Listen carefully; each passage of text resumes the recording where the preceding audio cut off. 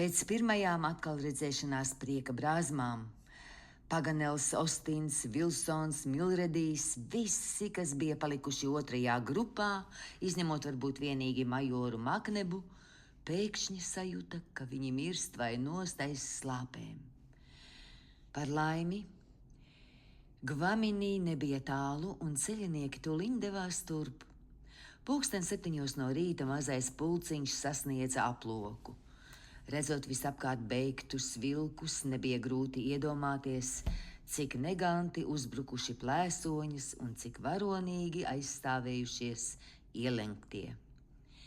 Drīz vien ceļinieki pilnām dzesējuši slāpes, sēdās aplokā pie vienreizīga brokastu galda. Nandu fileju visi atzina par lielisku, bet paša čaulā izcepto bruņnesi tatu par debesšķīgu. Ēst šādus gardumus ar sātu būtu apgrēcība, Paganels sacīja. Vajag ēst cik tik lien. Un ģeogrāfs tiešām ēda bez kāda sāta, tomēr nekas ļauns ar viņu nenotika, jo Gvaminīs skaidrajam ūdenim pēc zinātnieku domām piemīt īpašības, kas veicina gremošanu. 10:00 no rīta Glenervens, nevēlēdamies atkārtot Hanibāla kļūdu Kapujā, deva rīkojumu doties tālāk. Piepildījuši ādas maisus ar ūdeni, ceļinieki atkal kāpa seglos. Labi atpūtušies, zirgi bija spara pilni un gandrīz visu laiku traucās vieglo saulēkšos. Apvidus šeit bija mitrāks un auglīgāks, lai gan joprojām tikpat vientulīgs. 2. un 3. novembris pagāja bez piedzīvojumiem, un vakarā garā pārgājiena nogurdināti. Ceļinieki apmetās pārlaist nakti uz Pampu un Buenos Airesas provinces robežas. Talkavāno līci viņi bija atstājuši 14. oktobrī. Tātad 22 dienās viņi bija nogājuši 450 jūdzes, jeb citiem vārdiem laimīgi pievārējuši jau 2/3 ceļa. Nākamajā rītā ekspedīcija šķērsoja nosacīto robežu, kas Argentīnas līdzenumus atdala no Pampām. Šeit Talkavs cerēja sastapt kacikus, kuru gūstā par to viņš nešaubījās. Atradās Harijs Grants un abi viņa biedri. No 14 Argentīnas republikas provincēm Buenos Airesas province ir vislielākā un visbiežāk apdzīvota. Tās robežas dienvidos iesniedzas indiāņu teritorijās starp 64. un 65. garuma grādu. Zeme šai provincē ir apbrīnojami auglīga un klimats neparasti veselīgs. Ar zālēm un pākšaugiem noaugušais, gandrīz pilnīgi horizontālais līdzenums stiepjas līdz pat Tandilas un Tapalkēmas sierru piekājai. Attālinājušies no Gvaminī krastiem, ceļnieki ar lielu gandarījumu konstatēja, ka temperatūra kļūst aizvien mērenāka. Caurmērā tā nepārsniedz 17 grādu pēc Celsija, jo spēcīgie un augstie Patagonijas vēji nemitīgi saviļņo atmosfēras slāņus. Nec zirgiem, nec cilvēkiem, kas tik ļoti bija cietuši no sausuma un karstuma, vairs nebija nekāda iemesla gausties. Ceļinieki jāja uz priekšu moži un cerību pilni, tomēr par spīti Talkava paredzējumam apvidus šķita pilnīgi neapdzīvots vai pareizāk sakot, gluži bez cilvēkiem. Līnija, pa kuru ekspedīcija virzījās uz austrumiem, bieži gāja garām ezeriņiem, gan ar sāļu, gan saldu ūdeni. Pie ūdeņiem krūmu pēnā lēkāja veiklie zeltgalvīši, dziedāja līksmie cīruļi un dižojās tangari, kas spalvu košumā var mēroties ar kolibrijiem. Visi šie skaistie putni jautri lidinājās, nelikdamies nezīnis par uzplečotajiem sarkankrūtainajiem strazdiem, kas drasēja gluži kā kareivji parādē.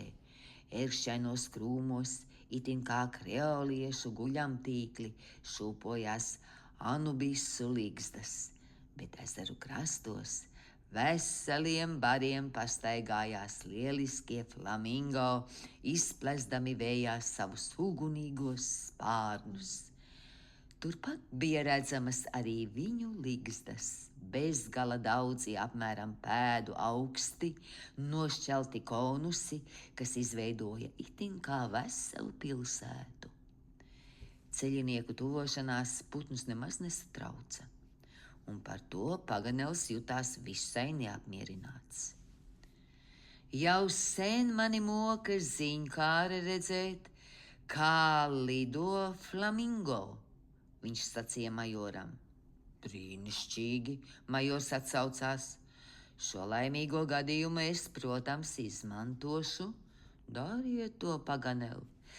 Tad nāciet man līdz, major. Arī tu, Robert, man vajadzīgi liecinieki. Un Paganels, palaisdams ceļabiedrus pa priekšu, Roberta Granta un majora pavadībā, devās pie ugunsputnu bara. Piejājis pietiekami tuvu, viņš izšāva ar tukšu patronu, jo nebija spējīgs bez vajadzības izliet pat putnu asinis. Visi flamingo pacēlās spārnos un lidoja projām. Paganels svērīgi nolūkojās putnos caur brīļu stikliem. Nu, vai redzējāt, kā viņi lido? Viņš jautāja majoram, kad putnu bars bija izgaisis skatienam. Protams, redzēju, Makneps atbildēja, tikai aklais to neredzētu. Vai jums neliekas, ka lidojošs flamingo atgādina spārnotu bultu? It nemaz. Nekādas līdzības, Roberts apliecināja. Nu, tā jau es domāju, zinātnieks apmierināts paziņoja. Toties manam slavenajam tautietim Šatobriānam tas netraucēja tik neprecīzi salīdzināt flamingo ar bultu. Ielāgo, Robert, kas salīdzinājums ir visriskantākā no visām man zināmajām retoriskajām figūrām.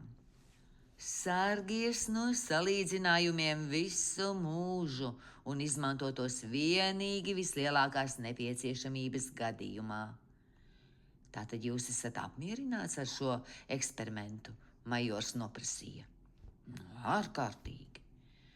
Es arī, bet paskubināsim zirgus jūsu slavenā Šatobriāna dēļ, mēs esam atpalikuši par veselu jūdzi. Tuvojoties biedriem, Paganels redzēja, kā Glenervens par kaut ko dzīvi sarunājas ar indiāni, kurš acīm redzot viņu lāgā nesaprot. Talkavs bija brīdi pa brīdim apstājies un pētījis apvārsni, un viņa seja ikreiz bija paudusi lielu pārsteigumu. Nemanīdams blakus savu parasto tulku, Glenervens bija mēģinājis pats iztaujāt indiāni, taču visas viņa pūles bija veltīgas. Ieraudzījis tagad zinību vīru, viņš sauca tam jau iztālēm. Pārsteidzieties, dārgais Paganel, mēs ar Talkavu nekādi nevaram saprasties. Pārunājis kādu brītiņu ar Patagoni, Paganels piejāja pie Glenervena. Talkavu pārsteidz kāds patiesi dīvains fakts, viņš sacīja. Kāds? Nekur nav redzami nec indiāņi, nec viņu pēdas, lai gan šais līdzenumos viņu bandas parasti klaiņo krustām šķērsām, gan zenot salaupītos lopu barus, gan arī dodoties līdz pat Andiem, lai pārdotu tur pašaustos paklājus un pītās pātagas. Un kā Talkavs izskaidroja indiāņu nozušanu? Viņš neko nevar pateikt, viņš tikai brīnās par to. Kādus indiāņus viņš cerēja sastapt šai pampu apgabalā? Tieši tos, kuru gūstā atrodas svežzemnieki, indiāņus, pār kuriem valda kaciki, kalfukūra, katriels un jančetrus. Kas tie tādi ir? Tie ir cilšu virsaiši. Viņi bija visu vareni valdnieki vēl pirms 30 gadiem, kad viņus atspieda pāri sierām. Kopš tā laika viņi pakļāvušies Argentīnai, cik nu vispār indiānis var būt pakļāvīgs. Un tagad klaiņo tik labi pampās kā Buenos Aireses provincē.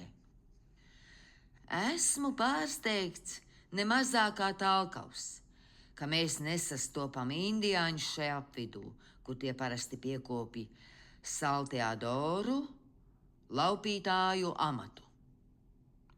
Ko lai mēs darām šādā gadījumā, Glenervens jautāja. Tūdaļ noskaidrošu, Paganels atbildēja. Atkal parunājis kādu brīdi ar Talkavu, zinātnieks sacīja. Patagoņa priekšlikums, manuprāt, ir ļoti saprātīgs. Viņš iesaka turpināt ceļu uz austrumiem līdz neatkarības fortam. Un ja arī tur neko neuzzināsim par kapteini Grantu, tad vismaz noskaidrosim, kur palikuši Argentīnas līdzenuma indiāņi. Vai līdz neatkarības fortam vēl ir tālu? Glenervens apvaicājās. Nē, tas atrodas Tandilas sierās, kādas 60 jūdzes no šejienes. Kad mēs tur nonāksim? Pārīt vakarā. Glenervens jutās krietni norūpējies par negaidīto pavērsienu. Tas, ka pampās nebūs neviena indiāņa, šķiet nevarēja neprātā ienākt. Parasti par viņu trūkumu līdzenumā nevarēja sūdzēties, acīm redzot, kāds ārkārtējs apstākļus licis viņiem nozust. Ja Hariju Grantu tiešām sagūstījuši kāda no indiāņu ciltīm, pat laban vissvarīgākais bija uzzināt, uz kurieni viņš aizvests, uz ziemeļiem vai dienvidiem. Šis jautājums ne brīdi neizgāja Glenervenam no prāta. Nekādā ziņā nedrīkstēja nozaudēt kapteiņa pēdas, tāpēc visprātīgākais šķiet bija sekot Talkava padomam un doties uz Tandilas ciemu. Tur vismaz būs cilvēki, ko iztaujāt. Ap 3:00 pēcpusdienas pie apvāršņa parādījās Paugurs, kuru tik līdzenā apvidū varētu nosaukt arī par kalnu. Tā bija Tapalkēmas siera, kuras pakājē ceļinieki apmetās uz naktsguļu. Nākamajā dienā viņi tika pāri šim kalnam bez kādām grūtībām. Ceļinieki jāja pa smilšainām, nolaidenām nogāzēm. Pēc kordiljieriem šāds pārgājiens šķita vieglāks par vieglu, un zirgi tikpat kā negausināja soli.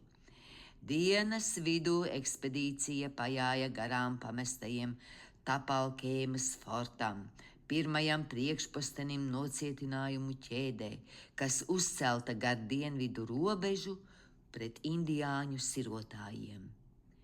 Taču arī šeit no indiāņiem nebija nemiņas, un par to Talkavs nevarēja vien beigt brīnīties. Tikai dienas otrā pusē tālumā parādījās 3 labi apbruņoti pampu jātnieki straujos zirgos. Brīdī stālēm pavērojuši ceļinieku pulciņu, viņi neticami ātri nozuda. Glenervens apskaitās.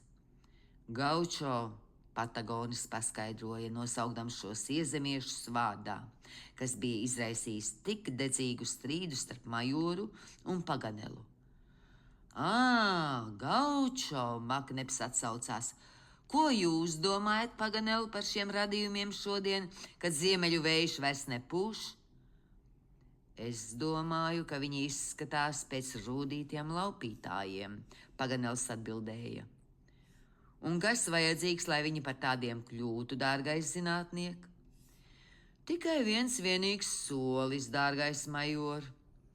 Paganela atzīšanās izraisīja vispārējus smieklus, taču zinātnieku tas nemaz nesamulsināja, un viņš pats šai sakarā izteica interesantu piezīmi. Esmu kaut kur lasījis, viņš sacīja, kā arābiem esot sevišķi nežēlīga mutes izteiksme, toties acis paužot cilvēcisku siltumu. Turpretī Amerikas mežoņiem sevišķi ļaunas esot acis. Pat profesionāls fizionomists nebūtu trāpīgāk noraksturojis indiāņu rasi.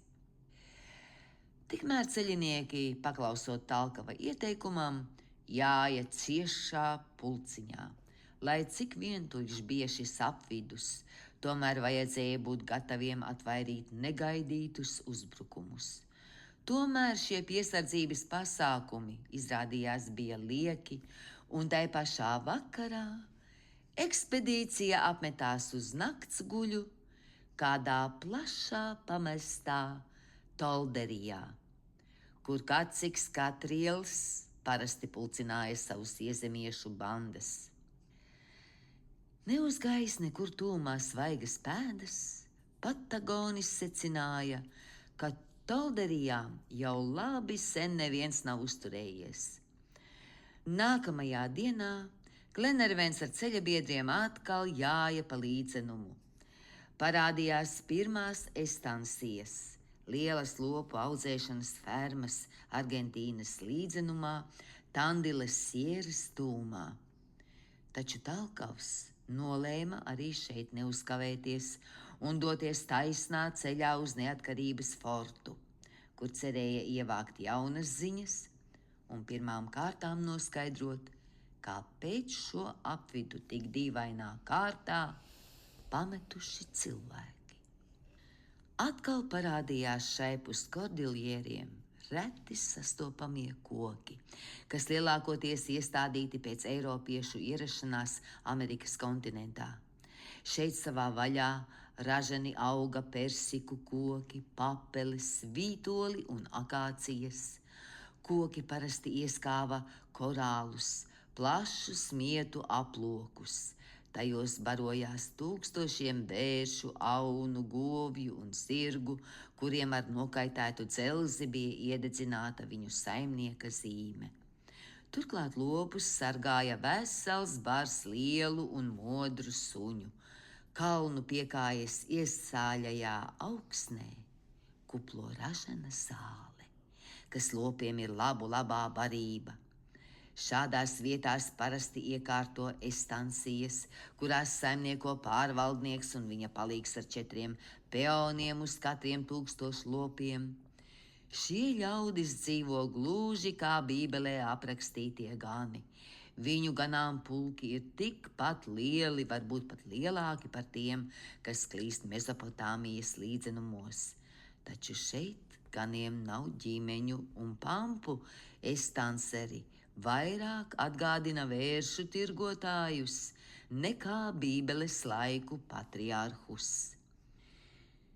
Pastāstījis to visu saviem ceļabiedriem, Paganels uzsāka šai sakarā antropoloģisku diskusiju, salīdzinādams dažādas rases. Viņš ieinteresēja par majoru, kurš to nemaz neslēpa. Paganelam laimējās novērot arī mirāžu, šo interesanto dabas parādību, kas visai raksturīga šais horizontālajos līdzenumos. Estancijas iztālēm atgādināja lielas salas, bet papeles un vītoli šķiet spoguļojās dzidrā ūdenī, kas ceļiniekiem tuvojoties pamazām atkāpās. Ilūzija bija tik pilnīga, ka acis atkal un atkal noticēja mānam. Šai dienā, 6. novembrī, ceļotāji pajāja garām vairākām estancījām, kā arī pāris Saladero. Nobarojušies leknajās ganībās, lopi šeit ierodas, lai pastieptu kaklus miesnieka nazim. Saladero, kā jau pats vārds norāda, ir nevien lopkautuve, bet arī gaļas sālīšanas vieta. Šis nepatīkamais darbs sākas pavasara beidzamajās dienās.